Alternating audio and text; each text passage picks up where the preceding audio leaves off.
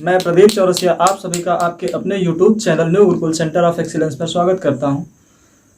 हमने जो है पिछले वीडियो में जो दर्पण होता है उसका प्रयोग कहाँ कहाँ किया जाता है ये सब चीज़ें जो है पढ़ ली थी। आज का जो हमारा वीडियो है वो हम पढ़ेंगे जो दर्पण होता है उसकी पहचान कैसे करते हैं, कैसे हम जानेंगे कि कौन सा दर्पण समतल दर्पण है या फिर कौन सा दर्पण उत्तल है या फिर अवतल है, या हम इसको कहेंगे आइडेंटिफिकेशन ऑफ मिरर।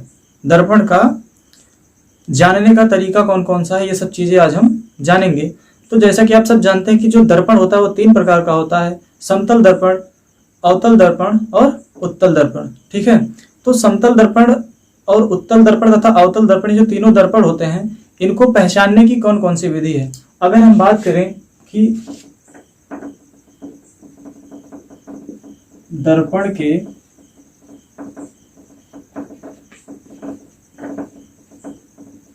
पहचानने की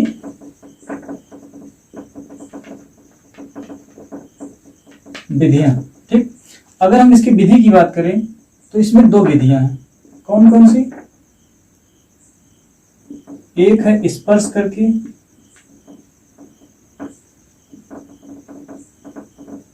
स्पर्श करके, दूसरी विधि है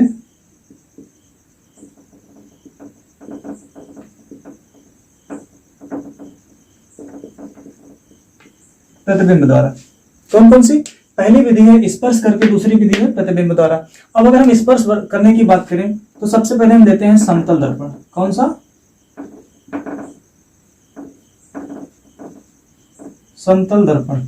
ठीक, तो अगर हम मान लेते हैं कि एक हमारा ये क्या है, ये समतल दर्पण है ऐसे, ठीक, समतल दर्पण है। तो अगर इसको हम स्पर्श करेंगे तो अगर इस पे ऐसे हाथ रखते हैं तो हमारा हाथ क्या होगा, हमारा हाथ जो होगा वो हर जगह पे इसको टच करेगा, यानी कि इसके प्रत्येक पॉइंट पे जो हमारा हाथ होगा वो टच करेगा। आइए इसको एक एग्जांपल समझते हैं। मान लेते हैं कि ये जो दर्पण था हमने इसको ऐसे कर दिया, पहले ऐसे रखा हुआ था, ये जो दर्पण था ऐसे रखा हुआ था, हमने इसको उठा के ऐसे कर दिया।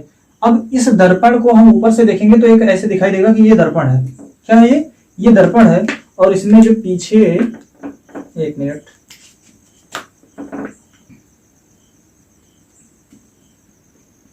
एक साइड इसमें जो है पॉलिश लगी हुई होती है। ठीक, एक मिनट, ये दिख रहा है ना आप लोगों को, ये एक दर्पण है यहाँ पे, ये देखिए, ये एक यहाँ पे ऐसे ये दर्पण रखा हुआ है।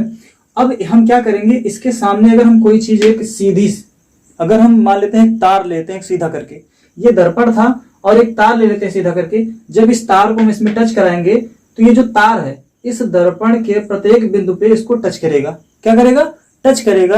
तो ये हमारा जो है समतल दर्पण पहचानने की विधि हुई। अगर इसका हम फिगर बनाएं, इसका हम फिगर बनाएं तो ये हमारा हुआ समतल दर्पण। क्या है ये? यह है समतल दर्पण। ठीक, अब हम इस समतल दर्पण में क्या करते हैं, एक सीधा जो है तार, एक सीधा तार ऐसे इसको इससे जो है टच कराते हुए लेके आते हैं। तो ये जो तार है यहां तक दर्पण था, ये जो तार है इस पूरे दर्पण को प्रत्येक बिंदु पे टच करेगा। ठीक, अब दूसरा हम बात करते हैं अवतल दर्पण की। कौन से दर्पण की?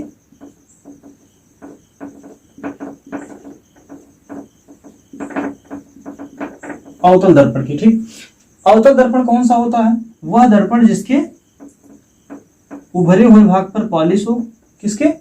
अवतल दर्पण वह दर्पण होता है जिसके उभरे हुए भाग पर पॉलिश हो तथा जो अंदर का धसा हुआ भाग है, क्या है, जो अंदर का धसा हुआ भाग है उससे क्या हो, उससे परावर्तन की क्रिया हो। तो ऐसे दर्पण को बोलते हैं हम अवतल दर्पण। अगर हम ये अवतल दर्पण बनाए हुए हैं तो अगर हम वो जो तार की बात बता रहे थे, इस तार को इसमें ऐसे टच कराएं ऐसे, तो क्या होगा, ये जो तार होगा इस दर्पण को अगर इसके परावर्तक सतह की ओर हम ऐसे लगा दें, ऐसे इस तार को हम ऐसे रख देंगे तो क्या करेगा, इस दर्पण के दोनों जो किनारे हैं, जो इसके अंतिम सिरे हैं, अंतिम सिरों को ये जो तार टच करेगा, बाकी बीच में खाली रहेगा।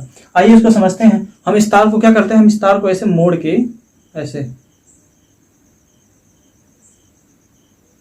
ठीक, ये बन गया ना दर्पण की तरह। ठीक, अब इसको जो है हम यहीं पे ऐसे रख देते हैं, हमने इसको यहाँ पे ऐसे रख दिया, ठीक। जब इसको यहाँ पे रख दिया और यहाँ पे हम क्या करते हैं, एक सीधी रेखा इसमें टच कराते हैं, तो देखो इसके दोनों जो छोर हैं, जो अंतिम सिरे हैं, ये क्या कर रहे हैं, ये इसको टच कर रहे हैं। ये देखिए ध्यान से, ये टच कर रहे हैं, लेकिन बीच में जो इसका स्पेस है ये खाली है। तो ये जो है अवतल दर्पण पहचानने की विधि है, ठीक। अब हम उत्तल दर्पण की बात करते हैं। कौन सा? उत्तल दर्पण, ठीक। उत्तल दर्पण को अगर हम यहां पे बनाते हैं, यहां पे, तो जो उत्तल दर्पण होता है उसके धसे हुए तल पर क्या होता है, पॉलिश होता है। यहाँ पे उभरे हुए तल पर पॉलिश था, यहाँ पे धसे हुए तल पर पॉलिश होता है। और जो परावर्तन की क्रिया होती है जिसको बोलते हैं चमकदार सतह, चमकदार सतह जो होती है वो कौन सी होती है, जो चमकदार सतह होती है, जो उभरा हुआ तल होता है इसमें जो है चमकदार सतह, उभरे हुए तल को बोलते हैं, ठीक। अब अगर हम यहाँ पे क्या करेंगे, एक सीधी रेखा को सीधे तार को ऐसे रखेंगे, तो जो तार होगा इस दर्पण को इसके बीच में टच करेगा, बीच में टच करेगा, लेकिन जो इसके दोनों किनारे हैं ये इससे दूर हो जाएंगे। क्या हो जाएंगे? दूर हो जाएंगे। आइए अगर हम यहाँ पे रखते हैं ये जो तार था, इसको हम एज अ दर्पण लेते हैं। कौन सा दर्पण? एज अ उत्तल दर्पण लेते हैं।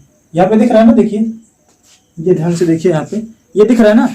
तो इसको जब हम यहाँ रखेंगे और इसको जब ऐसे टच कराएंगे, ऐसे टच कराएंगे, तो देखो इसके दोनों छोर जहां पे हमारी उंगली और अंगूठा है, ये क्या करेगा, ये इस तार के ऊपरी सिरों से क्या है, दूर है, या फिर तार के ऊपरी सिरों से दूर है। और इसका जो बीच का है, बीच का जो हिस्सा है दर्पण का, ये क्या कर रहा है, इस तार को टच कर रहा है, इस मार्कर को टच कर रहा है। हम यहाँ पे तार की जगह मार्कर लिए हैं, तो क्या कर रहा है, मार्कर को टच कर रहा है ना, ठीक। अब हम बात करते हैं कि ये तो हो गया टच करके, या फिर अगर हम ऐसे लेते हैं दर्पण, ठीक है, दर्पण लेते हैं, तो ये मान लेते हैं कौन सा दर्पण है, ये हमारा समतल दर्पण है। हम हाथ इस पे ऐसे फेरते हैं, ऐसे ऐसे जब फेरेंगे, तो अगर कौन सा दर्पण होगा, समतल दर्पण होगा, तो हमारा जो हाथ है इस पे जब हम टच कराएंगे, तो हमको उसकी पूरी सतह पे क्या होगा, एक जैसा आभास होगा कि इसकी जो सतह है वो कहीं पे टेढ़ी मेढ़ी नहीं है, एक जैसी है, ठीक है। लेकिन अगर वही कौन सा दर्पण होगा, कौन सा दर्पण, अगर उत्तल दर्पण होगा, हम मान लेते हैं पीछे की साइड पॉलिश है, ये जो पीछे का साइड है ये पॉलिश है, और इसको हम जब आगे ऐसे रखेंगे, तो देखो ये बीच में क्या हुआ, जगह बन गई ना, ये बीच में यहाँ पे जगह बन गई। लेकिन अगर हम इसको बना देते हैं कि ये ऐसे ऐसे कर देते हैं, ये कौन सा दर्पण है भाई, इधर हम पॉलिश कर देते हैं और इधर जो है चमकदार सतह बनाते हैं। इसमें जब ऐसे लगाएंगे, तो देखो ये दोनों साइड यहाँ पे गैप दिख रहा है ना, ऊपर और नीचे, बीच में जो है टच हुआ है। तो ये जो है उत्तल दर्पण पहचानने का तरीका हो गया। अब हम बात करते हैं कि प्रतिबिंब के द्वारा, किसके द्वारा, तो अब हम जानते हैं कि जो प्रतिबिंब के द्वारा दर्पण कैसे पहचाना जाता है, जो प्रतिबिंब होता है उसको देखकर हम कैसे पहचानेंगे। तो इसमें भी वही 3 विधि है पहचानने की। सबसे पहले किसके लिए, सबसे पहले समतल दर्पण के लिए, ठीक। मान लेते हैं कि 3 दर्पण है, एक समतल है, एक अवतल है और एक उत्तल है। लेकिन हमें ये चीज नहीं पता है, हमको कोई देता है कि ये लो भैया आप एक 3 दर्पण का सेट है, लेकिन इसमें जिसने दिया उसको पता है, लेकिन हमें नहीं पता है कि कौन कौन सा दर्पण इसमें से कौन सा दर्पण है, ठीक। खाली हमको उसने जो है 3 दर्पण दे दिए, समतल दर्पण, उत्तल दर्पण और अवतल दर्पण, लेकिन हमें पता नहीं है। तो उसको हम पहचानने के लिए क्या करेंगे, हम क्या करते हैं, दर्पण को पहले किसी एक दर्पण को उठाते हैं, किसी एक दर्पण को उठाते हैं और वो दर्पण जो है ऐसे रख देते हैं, ठीक। अब उस दर्पण के सामने कोई वस्तु रखते हैं, तो उस वस्तु का जो प्रतिबिंब है, पहली बात तो सीधा बने। कैसा बने, प्रतिबिंब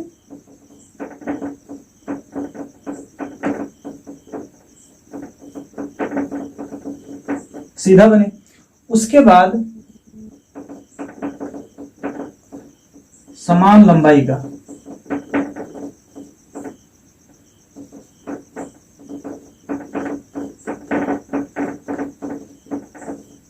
ठीक। किसकी समान लंबाई को? वस्तु के समान लंबाई का जो प्रतिबिंब बनेगा, तो ये जो दर्पण होगा इसको बोलेंगे हम समतल दर्पण। कौन सा दर्पण? समतल दर्पण। प्रतिबिंब कैसा बनना चाहिए? वस्तु की लंबाई के समान तथा सीधा। कैसा? वस्तु की लंबाई के समान तथा सीधा। और इस तरह का जो प्रतिबिंब बनेगा तो उसको हम कहेंगे समतल दर्पण। कौन सा दर्पण? समतल दर्पण। अब हम फिर दूसरे स्थिति में देखते हैं। दूसरी स्थिति में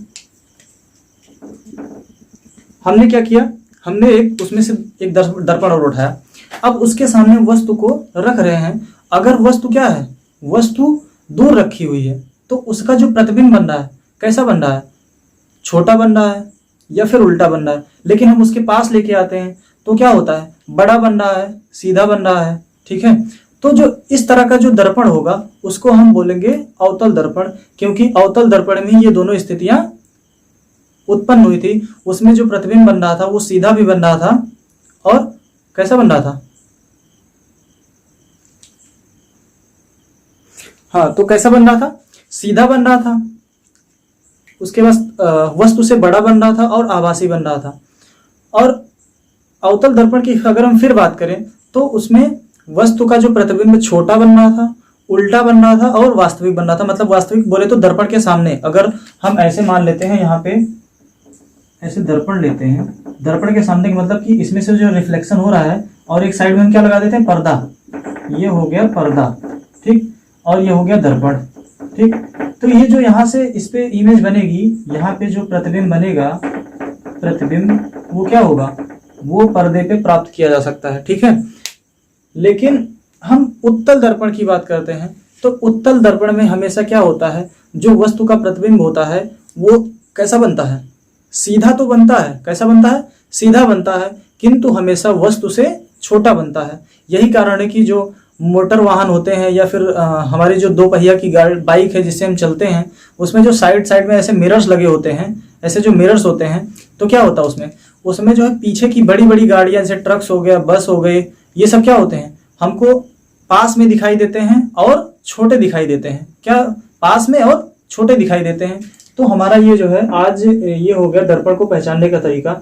अब इसमें जो दूसरा टॉपिक है वो है कि जो वस्तु की दूरी है, कहां से? दर्पण से वस्तु की दूरी, प्रतिबिंब की दूरी तथा दर्पण की फोकस दूरी। क्या है? दर्पण के ध्रुव से वस्तु की दूरी, दर्पण के ध्रुव से प्रतिबिंब की दूरी तथा दर्पण के ध्रुव से दर्पण की फोकस दूरी, ठीक है। ये सब, इन सब चीजों का एक जो संबंध है उसके बारे में आज हम बताएंगे, उसका डेरिवेशन कैसे करते हैं, इन सब चीजों को आज हम बताते हैं। हेडिंग डालते हैं गोलीय दर्पण के लिए।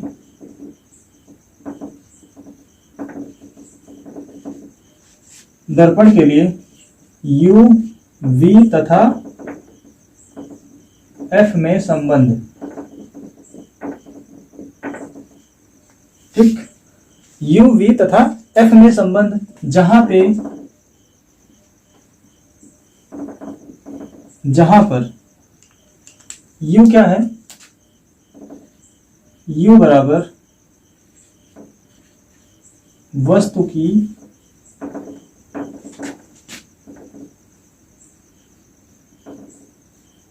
दर्पण के ध्रुव से दूरी,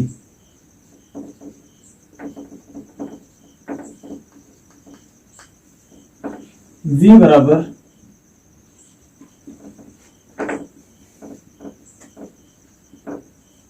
प्रतिबिंब की दर्पण के ध्रुव से दूरी, F बराबर दर्पण की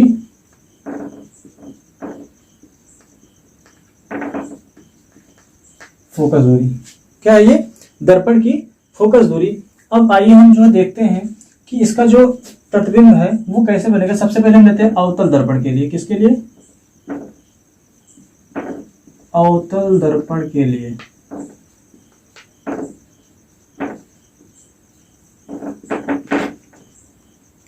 तो अवतल दर्पण के लिए हम क्या करते हैं? सबसे पहले एक दर्पण बनाते हैं ऐसे, ठीक। अब ये दर्पण बनाए तो इसमें एक प्रिंसिपल एक्सिस होगा, ये रहा प्रिंसिपल एक्सिस, ये हुआ ध्रुव, ठीक। M1 M2, इसका ये रहा F, centre of curvature C। ठीक, अब यहां पे हम मान लेते हैं कि कोई वस्तु रखी हुई है ऐसे A B। ठीक, क्या है, वस्तु रखी हुई है A और B। ठीक, A और B वस्तु रखी हुई है। अब ये वस्तु जो है यहां से एक किरण जो है क्या हुआ, प्रिंसिपल एक्सिस के समांतर जाती है। कहाँ, प्रिंसिपल एक्सिस के समांतर। हमने जो है लाइन डायग्राम, इसका जो इमेज फॉर्मेशन था, इसको खींचने का जो नियम पढ़ा था, वो नियम ये था कि अगर किरण जो है प्रिंसिपल एक्सिस के पैरेलल, प्रिंसिपल एक्सिस के समांतर, प्रिंसिपल एक्सिस के पैरेलल यानी कि मुख्य अक्ष के समांतर जाती है, तो परावर्तन के पश्चात क्या होगा, परावर्तन के पश्चात वह मुख्य फोकस से होकर लौट जाएगी। तो ये रहा मुख्य फोकस, यहां से होकर ये ऐसे लौट गई। ठीक, दूसरा हमने पढ़ा था कि यदि किरण जो है मुख्य फोकस से होकर जा रही है तो वो प्रिंसिपल एक्सिस के पैरेलल हो जाएगी। और तीसरा रूल था, यदि जो वस्तु है वो क्या है, वस्तु से चलने वाली किरण वक्रता केंद्र से होकर जाती है तो परावर्तन के पश्चात पुनः उसी मार्ग पर वापस लौट जाएगी। तो हम इसको जो है यहां से लेके जाते हैं ऐसे, थोड़ा इसको बढ़ा देते हैं, ये इधर से गई तो यहां से जब रिफ्लेक्शन हुआ तो फिर उसी मार्ग पे वापस चली गई। तो यहाँ पे ये दोनों किरणें जब एक दूसरे को इंटरसेक्ट करेंगी, कहाँ पे, ये किसी एक पॉइंट पे इंटरसेक्ट करेंगी और यहीं पे हमको मिलेगा A डैश B डैश। ये तो थी वस्तु, ये जो बना ये बना प्रतिबिंब। ठीक, क्या बना, प्रतिबिंब। अब यहाँ पे ए बी क्या है, ए बी वस्तु है, A डैश B डैश क्या है, वस्तु का प्रतिबिंब है। उसके बाद ये जो F है, F बिंदु जो है ये है इसका मुख्य फोकस, C है वक्रता केंद्र। ठीक है, ये हमको यहाँ पे क्लियर हुआ। अब आइए हम जो है इसकी जो है कहानी आप लोग लिख लीजिएगा, ऐसे लिखिएगा कि माना कोई किरण ए बी है, ओ सॉरी किरण नहीं, ऐसे लिखिएगा, माना कोई वस्तु ए बी है जो दर्पण के सामने वक्रता केंद्र से कुछ दूरी पर रखी हुई है।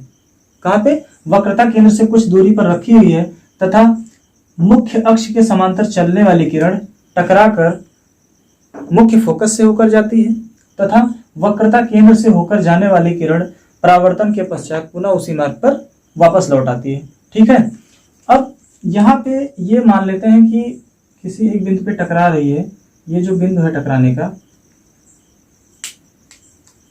इसको कर देते हैं डी। ठीक, यहाँ पे इसको हम डी कर देते हैं।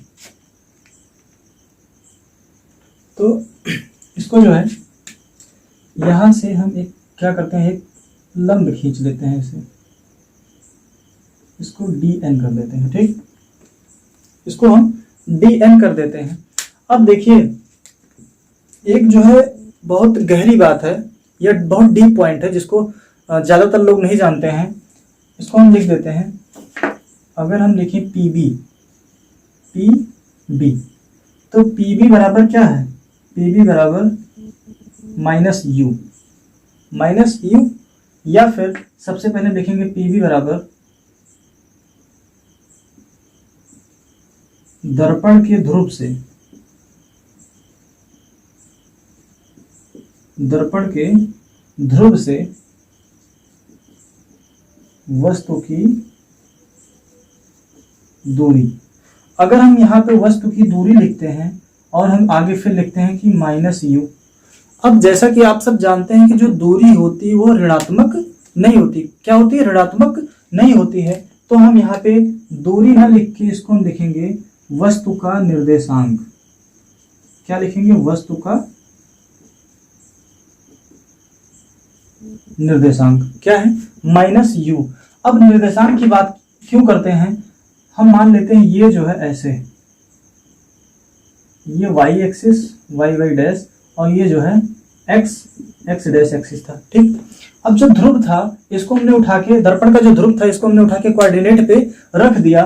तो जो कोऑर्डिनेट होता है उसमें अगर ऐसे खड़े हो जाएं, ऐसे खड़े हो जाएं तो क्या होगा, अगर हम अपने लेफ्ट की बात करें, क्या अपने लेफ्ट की बात करें तो उसमें क्या होगा, या फिर हम अगर इसमें ऐसे खड़े हो जाएं तो जो हमारा बायां होगा, या फिर हम इसमें करें तो इधर जाएंगे तो माइनस, इधर जाएंगे तो प्लस, ऊपर जाएंगे तो प्लस, नीचे जाएंगे तो माइनस। तो अब चूंकि ये जो बिंदु P है ये मूल बिंदु है, यहाँ P से किधर रखी हुई है वस्तु, बाईं तरफ रखी हुई है, और हमेशा मूल बिंदु से बाईं ओर स्थित जो वस्तुएं होती है उनका जो निर्देशांक होता है वो हमेशा ऋणात्मक होता है। इसी प्रकार हम यहाँ पे P भी लिखते हैं, उसके बाद फिर P डैश B डैश होगा, तो ये हो जाएगा दर्पण के ध्रुव से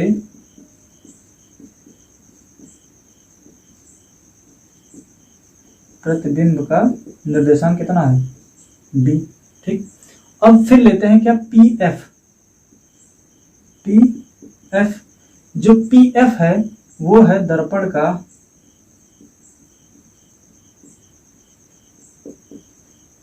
की फोकस दूरी। क्या है, दर्पण की फोकस दूरी, इसको दिखाते हैं -f से, दिखाई दे रहा ना यहाँ पे -f से।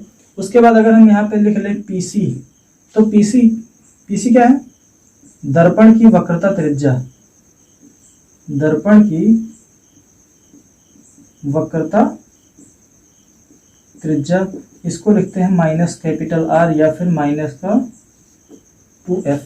आइए अब हम देखते हैं, यहाँ पे देख रहे हैं कितने त्रिभुज बन रहे हैं। एक त्रिभुज बन रहा है, सबसे पहले लेते हैं त्रिभुज। अब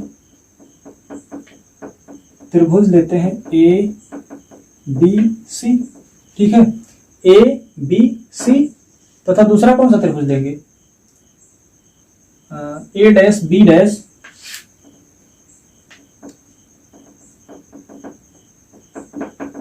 तथा त्रिभुज A dash B dash C।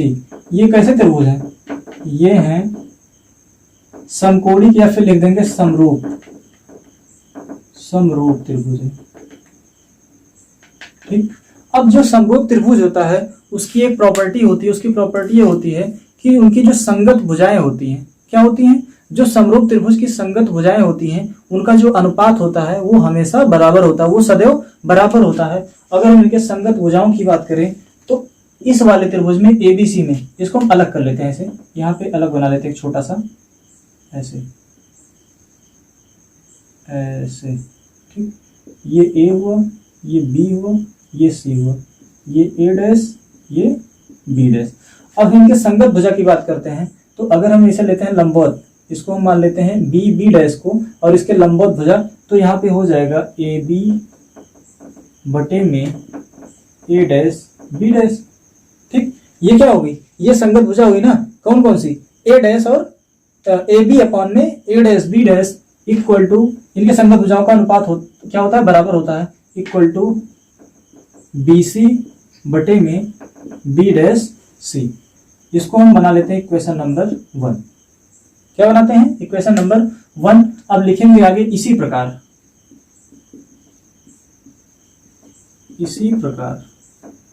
कौन सा त्रिभुज लेते हैं, हम लेंगे त्रिभुज,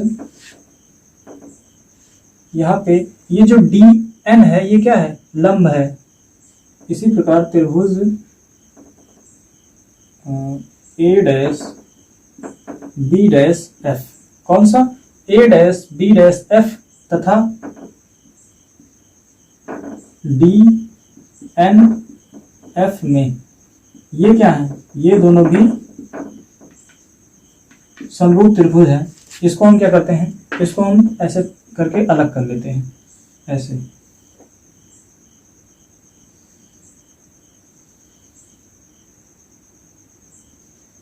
B dash A dash F D और N। ठीक, तो यहां पे हो जाएगा DN बटे में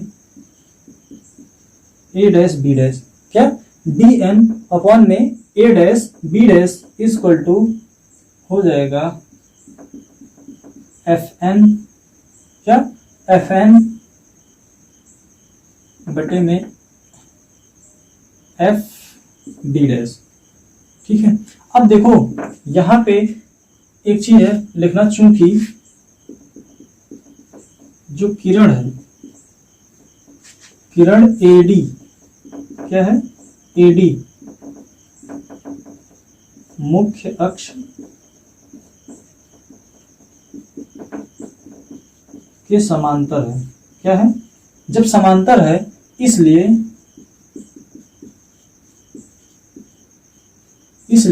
क्या होगा, ए बी बराबर डी एन। भाई अगर ये दो किरण आपस में समांतर है तो समांतर जो रेखाएं होती हैं उनके बीच में प्रत्येक बिंदु पे जो दूरी होती है वो समान होती है। कैसी दूरी, लंबवत दूरी। कैसी दूरी, लंबवत दूरी समान होती है। तो यहाँ पे देखो जो ए बी होगा वो डी एन के बराबर होगा। तो जब ए बी और डी एन होगा तो यहाँ पे लिखेंगे समीकरण नंबर 2। तो हम लिखेंगे समीकरण 2 में डी एन बराबर ए बी रखने पर, ठीक, तो हम डी एन की जगह रखेंगे ए बी अपॉन में A dash B dash is equal to F N upon में एफ बी डैश। ठीक, ये हुआ हमारा इक्वेशन नंबर 3। क्या हुआ, इक्वेशन नंबर 3 हुआ। थोड़ा सा भी इसमें आ जाएगा, जगह है। अब हम अगर इसकी हम कंपैरिजन की बात करें तो यहाँ पे लिखेंगे समीकरण 1 और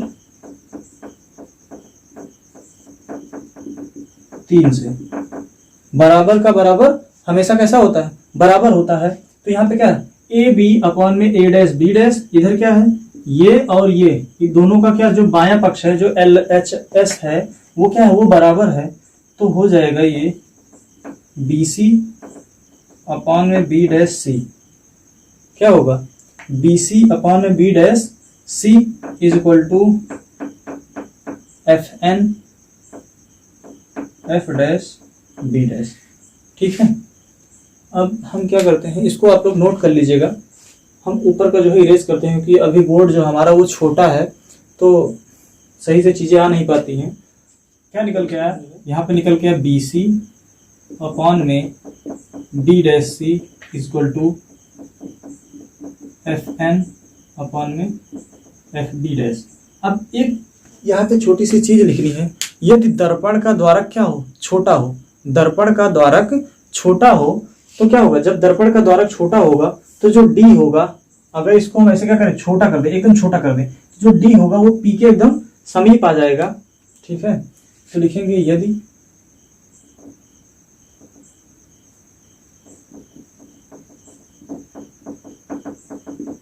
दर्पण का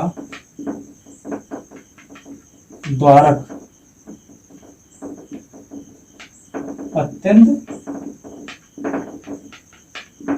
छोटा हो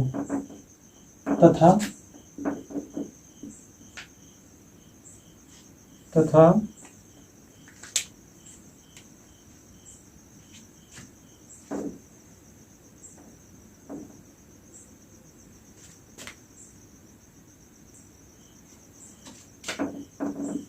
डी जो है पी के निकट हो, डी जो है पी के जब निकट होगा तो इस स्थिति में क्या होगी, तो जब ये स्थिति जब बन जाएगी, दर्पण का जो द्वारक है वो अत्यंत छोटा हो जाए और जो डी है वो किसके समीप आ जाए, पी के, तो जो एफ एन है वो एफ पी के बराबर हो जाएगा। क्या हो जाएगा, एफ पी के बराबर हो जाएगा। तो हम ये जो समीकरण यहाँ पे 4 निकल के आया था, हम समीकरण 4 में एफ एन बराबर एफ पी रखने पर, ठीक है। अब यहाँ पे हम रखेंगे तो बी सी अपॉन में बी डैश सी, एफ एन बराबर एफ पी यहाँ रख देंगे और नीचे हो जाएगा एफ बी डैश। क्या हो जाएगा, एफ बी डैश। ठीक, अब जो है हम जो है इनके वैल्यू को यहाँ पे पुट करते हैं। ठीक, इनकी वैल्यू को जब पुट करेंगे तो इसमें से देखो किन किन चीजों का मान हमको पता है, किन किन चीजों का मान हमको पता है। हमको जो है इसकी जो है एक हम लाइन डायग्राम बनाते हैं, ऐसे यहाँ कहीं पे बनाते हैं। मान लेते हैं ऐसे, ये दर्पण था, ये P, ये ऐसे, ठीक। यहाँ पे एक वस्तु रखी हुई है ए बी, ये इसकी बिंदु सी, यहाँ पे उसका जो प्रतिबिंब बन रहा है ए डैश बी डैश, यहाँ कहीं पे इसका एफ है। तो यहाँ से यहाँ तक की जो दूरी है, दूरी हम दूरी की बात कर रहे हैं अभी, तो यहाँ से यहाँ तक की जो दूरी है इसको बोलते हैं एफ। अगर निर्देशांक की बात करेंगे तो माइनस एफ होगा, लेकिन दूरी की बात कर रहे हैं तो एफ होगा, ठीक। यहाँ से जो यहाँ तक की दूरी है, यहाँ से यहाँ तक की जो दूरी है वो v है, ठीक। यहाँ से यहाँ तक की जो दूरी है वो है 2f, क्योंकि ये वक्रता केंद्र है ना, वक्रता केंद्र है तो इसको r लिखेंगे, r बराबर हो जाएगा 2f। और यहाँ से यहाँ तक की जो दूरी है वो क्या है, वो है कैपिटल U, ठीक। अब देखो हमको BC दिया हुआ है, क्या BC दिया हुआ है, तो हमको BC की दूरी तो पता नहीं है, लेकिन PC की पता है और PB की पता है। तो हम इसको हम लिख सकते हैं, BC को हम लिख देंगे PB, क्या PB। अगर हम PB में से PC को घटा दें, PB माइनस PC, ठीक। दूसरा क्या है, ये B डैश था, दूसरा है B डैश C, क्या है B डैश C। तो जो B डैश C है, हमको यहाँ से यहाँ तक की भी दूरी नहीं पता है, लेकिन यहाँ से PC की दूरी पता है, क्या पता है, PC की दूरी पता है, माइनस किसकी, PB डैश, PB डैश की, किसकी, PB डैश की, ठीक। अब हम आगे चलते हैं, इधर FP फोकस दूरी है, तो हमको इसमें छेड़खानी नहीं करनी क्योंकि हमको पता है, ठीक। फिर क्या है, FB डैश है, क्या है FB डैश। तो हमको यहाँ से ये दूरी हमको नहीं पता है, लेकिन हाँ यहाँ से यहाँ की दूरी पता है और यहाँ से यहाँ की दूरी पता है। इसको हम लिख देंगे, इसको लिखेंगे PB डैश माइनस, इसको लिख लो PF,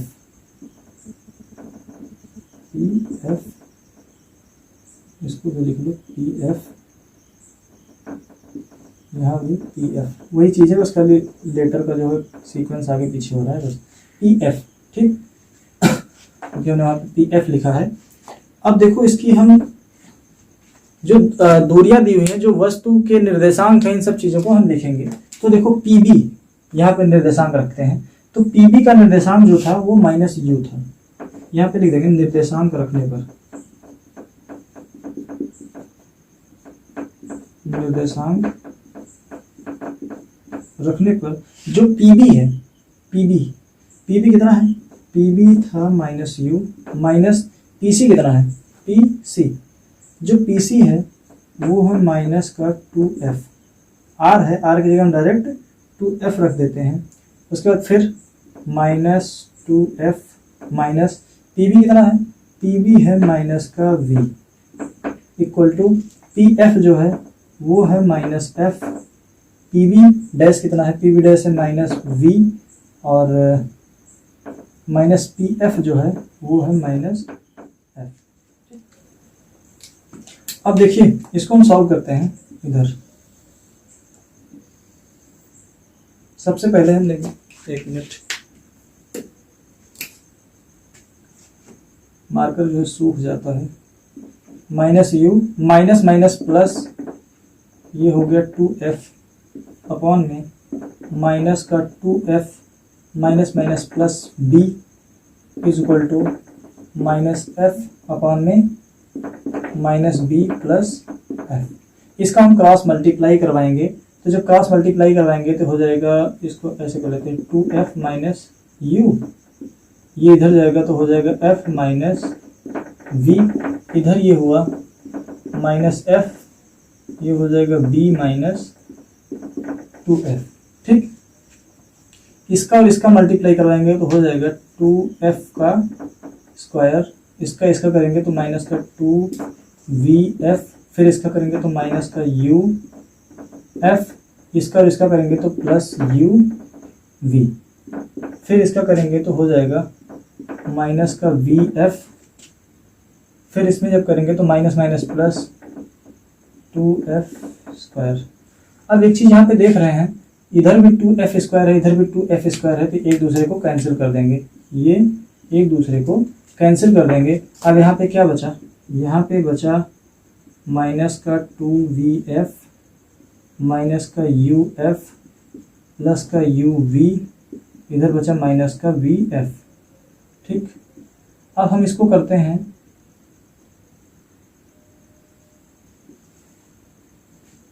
uv, ये जो है माइनस का uf माइनस का vf, ये उधर गया तो प्लस का 2vf, तो हो जाएगा uv माइनस uf, ये हो जाएगा vf।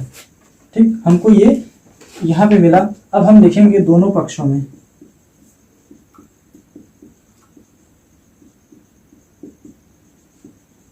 दोनों पक्षों में क्या करेंगे, ubf से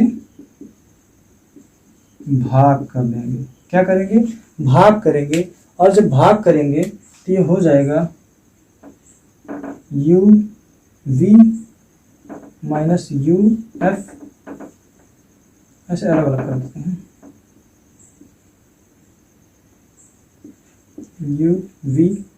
uvf से जब करेंगे, इधर भी uvf से करेंगे, bf है, uvf से करेंगे। ठीक,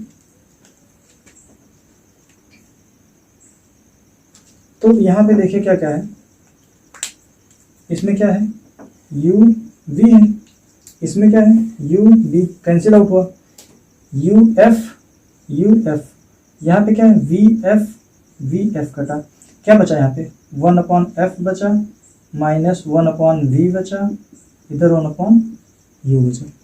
ठीक, इसको जो हम आगे करेंगे, इसे यहाँ पे ले जाके लिख देते हैं, तो हो जाएगा 1/f is equal to 1/u plus 1/v। हमको यही यहाँ पे एक संबंध प्राप्त हुआ कि जो दर्पण की फोकस दूरी होती है, दर्पण के सामने जो वस्तु रखी होती है तथा जो प्रतिबिंब बनता है, उनके बीच का जो संबंध होता है, यानी कि uvf में जो संबंध होता है वो वही निकल के आता है कि 1/f जो होता है वो किसके बराबर होता है, 1/u प्लस 1/v के योग के बराबर होता है। या फिर हम कहेंगे कि जो दर्पण की फोकस दूरी होती है, क्या होती है, दर्पण की फोकस दूरी जो होती है वो अगर उसका हम व्युत्क्रम कर दें, क्या कर दें, व्युत्क्रम यानी कि उल्टा कर दें, तो वो क्या होगा, वो उन दोनों के व्युत्क्रम के योग के बराबर होगा। क्या होगा, व्युत्क्रम के योग के बराबर होगा। ठीक है, तो ये आज का हमारा जो वीडियो रहा, ये जो है वैसे ही काफी लंबा होगा, 40 मिनट का वीडियो हो गया। अब अगला जो बचा हुआ है, ये वैसे तो हाई स्कूल के सिलेबस से बाहर कर दिया गया है, ठीक है, लेकिन चीज़ों को जानना बहुत ज़रूरी है, क्योंकि सिलेबस से बाहर कर दिया गया ठीक है, लेकिन हम चीज़ों को जानेंगे नहीं तो हमको आगे की भी पढ़ाई करना है। तो अगर हम बेसिक चीज़ों को अभी से सीख लेंगे तो हमारा जो आगे का बर्डन है वो थोड़ा कम हो जाएगा। अब अवतल दर्पण का तो हटा दिया गया था, उत्तल का तो वो पहले से 2014 से सिलेबस से हटाया गया कि उत्तल दर्पण से निगमन नहीं आएगा, लेकिन हम जो है अगले वीडियो में उत्तल दर्पण से भी इसका डेरिवेशन बताएंगे। उसके बाद फिर बचेगा क्या, एक बचेगा मैग्निफिकेशन, ठीक है, जिसको बोलते हैं आवर्धन क्षमता। ठीक, और बस उसके बाद ये जो है चैप्टर खत्म हो जाएगा। और न्यूमेरिकल्स जो हैं, तो न्यूमेरिकल्स के लिए हम स्पेशली जो है एक अलग वीडियो बना देंगे, तो जो जितने एनसीईआरटी के न्यूमेरिकल्स हैं उनको जो हम सॉल्व करवा देंगे। तो आज का जो वीडियो है इसको देखिएगा तथा प्रॉपर नोट्स बनाइएगा। और हाँ, कमेंट करना मत भूलिएगा कि ये जो वीडियो हमने बनाया है ये आपको कैसा लगा। अगर आपको ये अच्छा साबित हो, आप जो कमेंट करके ज़रूर बताइएगा तथा ज़्यादा से ज़्यादा लोगों तक इसको शेयर करिए। वीडियोस देखने के लिए हमारे चैनल को सब्सक्राइब करें तथा वीडियोस को शेयर करें।